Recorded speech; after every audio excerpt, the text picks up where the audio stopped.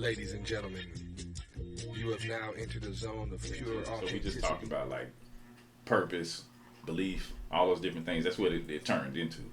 But one of the biggest stereotypes about men is that we are commitment phobes.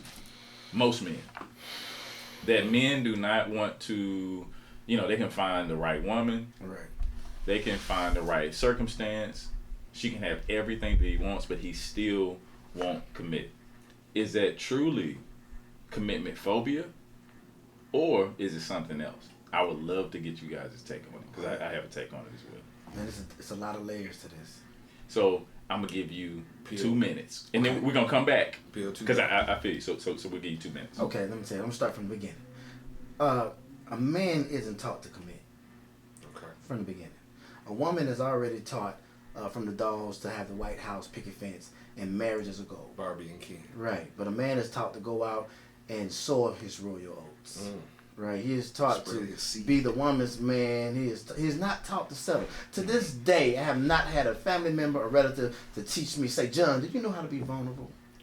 Mm-hmm. Never have had that conversation. Mm-hmm. This time you have to learn, right? A woman has already learned, right? She's learning, she's working toward that goal towards a man of having what we call a piece of paper with our name on it, which is called marriage. Right. And even when we sign that piece of paper, we are who we are before that paper, before we sign that paper.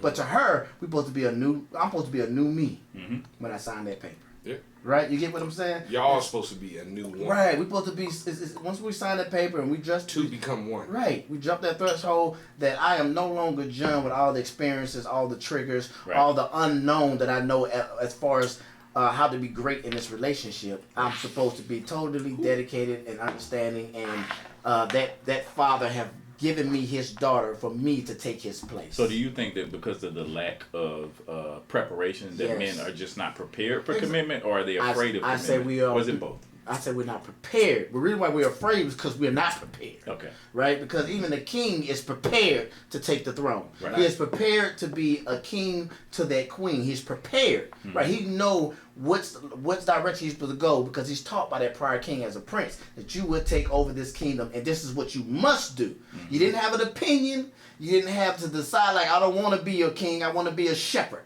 Mm-hmm. You didn't have a choice. You took over the estate.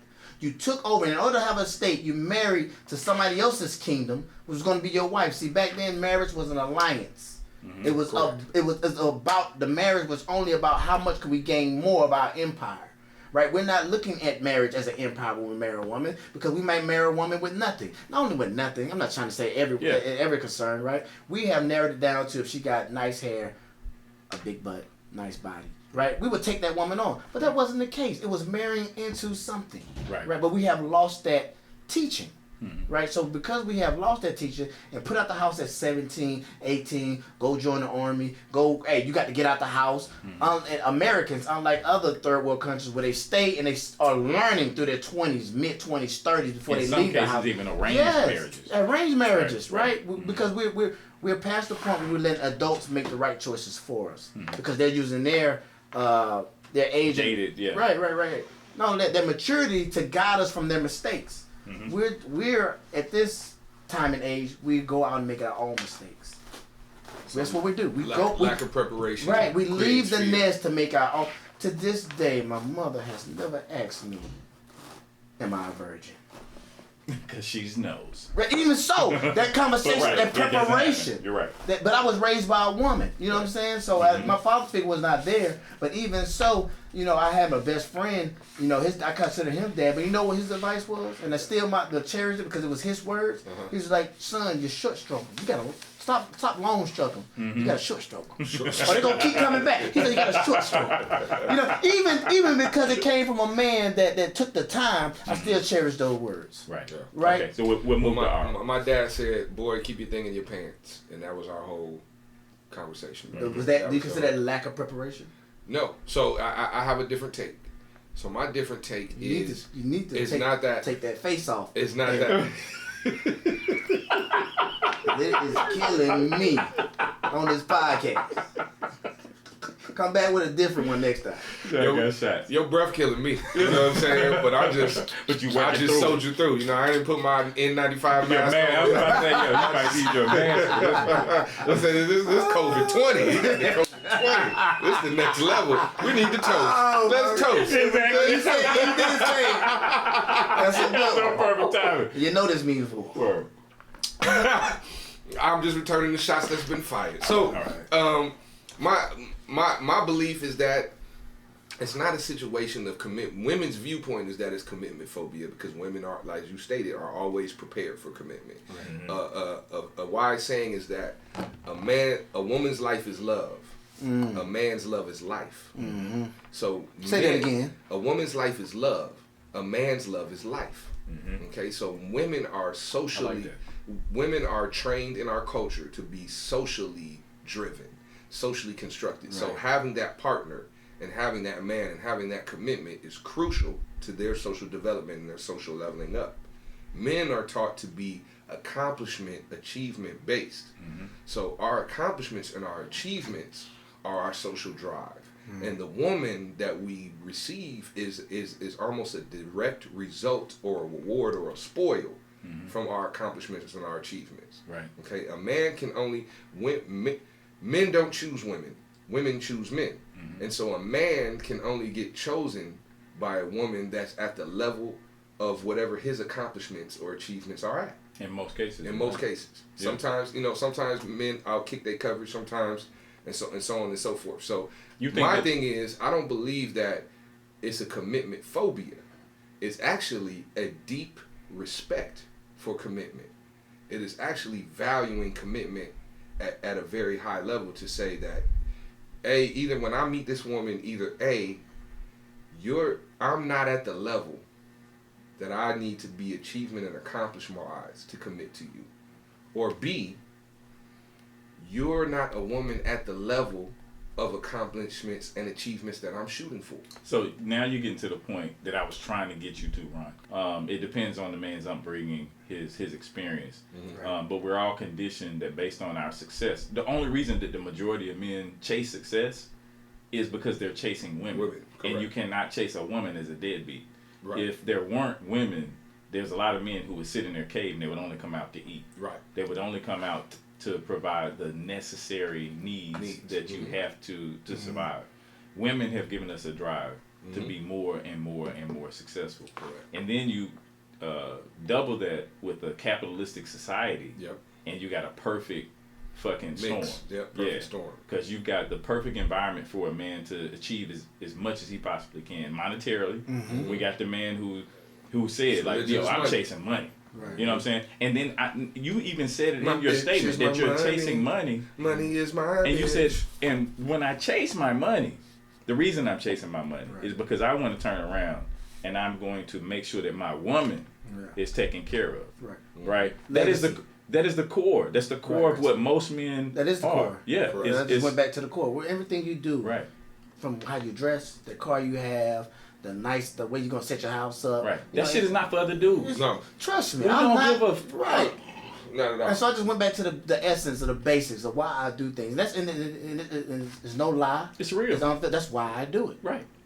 You know? It's why we all do it. If you really do it, right. if you really break it down, like I have different reasons, but it began with the woman. But once you have children, now it's about legacy. So it just goes to the second part of what you just said. Yeah. But there's even a deeper level besides the monetary or the achievement. There is the emotional level. Value. So like what you said about you weren't taught to be vulnerable. Right. Okay, so what I've realized, and so I went through a period of time of commitment phobia because I wasn't where I wanted to be financially. Okay. Now I'm at a point where I'm saying it's a commitment respect, but a woman could say it's commitment phobia, where I need to make sure that I'm healed and at an emotional place that I can truly fully give myself to the woman that I choose to partner with, and that's at that level. And now if I'm working on myself and healing myself, and I know that I need to have a certain level of emotional intelligence or emotional strength and vulnerability, now I am also expecting her to be able to meet that level as well. You guys been married yet? I was married for No. 7 years. You was married for 7 years? I've never been married. I was engaged once. That don't count. Coming out of marriage, but I want. That don't Correct. count, bro. I didn't say it counts. Yeah. I didn't say it counts. All my divorced people out there, shake my hand. Right. Shake my hand. All right. After divorce, you should learn more about yourself than you ever have in life. I believe that. Because if you spend any material time with your ex, and you really cared, what happened is you had a blended reality where you had to compromise on both sides. There were things that you wanted to do you wouldn't do because you know that they weren't cool with it, right? When you come out of that, you start really trying to determine. For me, I had to determine. I'm gonna just speak for myself. Am I doing this because I'm conditioned to do this? Because I had to remind myself that wait, I don't have to now compromise and think about like, is this gonna affect her? How's it gonna affect her? Are we gonna have to have a conversation? It took time for me to get out of that mindset. Before that, every decision I made, I thought was, oh, what does she think? Or how will this affect her? Right. How will this affect us? Right. Us. We. Once you realize that, that's when you start really digging into yourself. It's like, what do I really want to do? Right. I'm not going to that fucking event. I don't want to go to that shit. What's I my never goal? like going to this shit. I only went to this shit because she wanted to go to this Right. shit. Right. What's my goal? That's What's when you my start routine? realizing the only reason I dress like this is because she that. like when I dress like that. You know what I'm saying? Why I'm wearing this cologne? She like that shit. I don't Every like how this dude shit needs smell. that.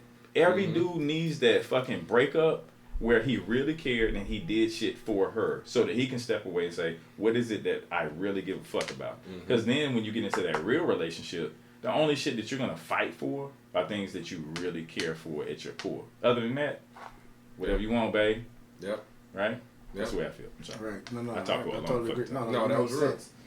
It makes sense. So basically, at your age, like you take my 30 years, and you bring it to your 60 years. You basically what we're trying to say, right? That's why he always keeps saying, This both nigga of the you best are right. nigga 60-year-old in the game. Because I done been in both of y'all things. That's what I'm saying. He take what you Everything. say, both of y'all right, and then he just sums it all Yeah, up. yeah. Shake Slim, man. Question for you, Slim. Yeah. So you said during that time, after divorce, is the best time for a man to find himself, or whoever. But we're speaking about men. Even if it ain't divorce, but Right, yeah. breakup. Oh, yeah. A serious It's just a breakup. major breakup. Major breakup. Yeah, but I think Marriage is the next level. Yeah, It's deeper. I'm talking about next level Yeah, okay, stuff. all right. I think is it a chance that a lot of men don't recognize what, let's say, a 60-year-old knows, right? Instead of using that isolation period, meaning that separation from divorce, and then they're back into the world, back into the streets, back into the single world. Yeah. I think it's at that point, probably after hurt, probably after so many years of compromising, or so many years of sacrifice. I know where you're going. Right? Yes, sir. We intend to become better hoes than better you. No. No. What I'm trying to say But is, I know what you're saying. What I'm trying to say is, you said that's that time when you're supposed to fix self, Right. heal self. A lot of men do hop in the single life first before they say, listen, I need to take time to heal. So And the reason why I say that is because you said that women are truthful to themselves, right? I know. I'm saying women aren't truthful to themselves. I thought you said men were. Men are more truthful to themselves about self-evaluating. I would have to disagree. Women aren't But because we got to women- agree to disagree on that. Women compare themselves to other women and they take feedback from men, and men lie to women to try to get pussy. Well, I You think, know what I mean? I And think- that's the other point that I wanted to make is we all have women that we've been involved with that we don't have serious relationships with. When a man first gets single, when he first come up off a breakup or first come up off a divorce or whatever, we all have women. Most men have women that they deal with or fuck with, but they don't take them serious. That they don't wife out. Right. And why is that? because she allows it. Cause she allows it, and because he doesn't believe that she's at that level for him to commit to. He just doesn't have to. or He may even believe it. Right. You And have she to in allows some it. cases. So Some men are proactive and they'll make that move. Yeah. So she believes that she's not at his level to allow him to continue to keep things that way. or You know what I mean? certain men just don't see marriage as a goal. Right. They don't see that as She has to create it as a goal for him. Like we talked about it. Like women are the catalyst for a lot of shit that men do. right. If she's important enough to him, my God. if she's important enough to him, a man would do all kind of shit.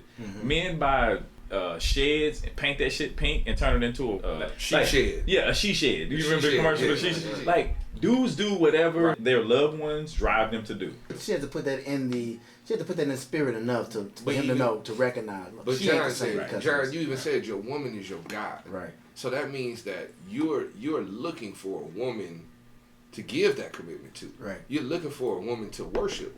Give everything and give everything to at that level. What we provide for, we don't provide so we can provide for a plethora of women. Right. We provide because we want to provide for that one woman, that goddess. Right. Right. You want to make her your altar, baby. So that means that it can't be that just the woman is introducing the idea of commitment in our mind. We have it. We just have an imaginary prototype of what that woman. I'm gonna say this. I'm gonna say this, and then we're gonna move on. Okay. If a woman can actually situate herself, position herself to be that important in a man's life, it won't matter her physical appearance. It won't matter her intellect. If she can become that thing that he looks at and says, this is that one thing that I want to secure and that I love, he'll do anything for her. Okay. So the women out there who are worried about that, the stomach, that are worried about the lack of a booty or breasts not being big enough, whatever it is, that's on you. That. Stretch marks, we don't care about that. Yeah, when you show up and you're real and you're confident, the same way that y'all say to men that we like confident women too. That's right. The men who like weak women are weak men, because they know that I can't lead her because she's too fucking strong. Or can manipulate. Right. Or can manipulate. Right. So and that's 3 dudes. We all agree. That's a great time to wrap up. Yep, folks. This is we gotta wrap because we completely out of time. This is the first Spilled Liquor podcast. First and amendment. it was first amendment. Dude, guys, this was. Cheers. We're gonna finish it at the same. We all right around the same amount. Like hold on, let's so everybody can see it. Like take it all down. Hit the table. We're gonna take it all down. With that, we are wrapping the first. I see you. You left the little corner. Get in there. Get in there. I have a few ashes in it, but we gonna work with it. We gonna work with it. You tapping his breath. His breath pushed that last drop away. With that, we are wrapping up. We appreciate y'all watching the first Spilled Liquor podcast, one of many. I appreciate you guys. Ron Ara Ricks, yes, John, sir. DOE, Slim. Depending on experience, I love it. Yes, sir. And your homeboy Slim. We Yow. appreciate you. We're gonna do this again next month. God bless and good night. It was nice. Peace.